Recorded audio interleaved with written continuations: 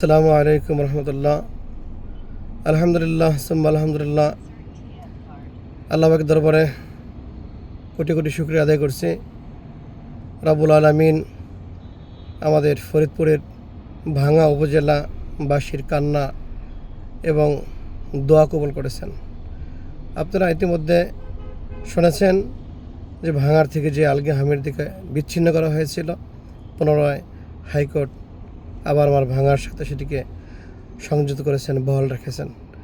আমরা আজকের এই রায়ের জন্য ধন্যবাদ জানাই বিচার বিভাগকে, ধন্যবাদ জানাই বর্তমান অন্তর্বর্তীকালীন সরকার ডক্টর ইউনূস সাহেবকে, এবং ধন্যবাদ জানাই ভাঙাবাসীর যে সমস্ত জনগণ, সাধারণ মানুষ, যেখানে মহিলা মা বোন পর্যন্ত এই ভাঙার মাতৃত্বের টানে, মাতৃত্বের রক্ষার স্বার্থে রাস্তায় নেমে এসেছিল, দীর্ঘদিন আন্দোলন করেছে।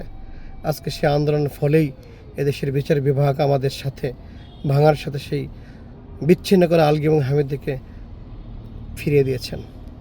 আমি আজকের এই আনন্দ ঘনবত মুহূর্ত যাতে কোনো বিশৃঙ্খলা তৈরি না হয়, এবং আনন্দ যাতে এমনভাবে আমরা করতে করতে অসামাজিক কোনো কার্যকলাপে লিপ্ত না হয়ে যাই, ভাঙাবাসীর প্রতি আমার আহ্বান রইল।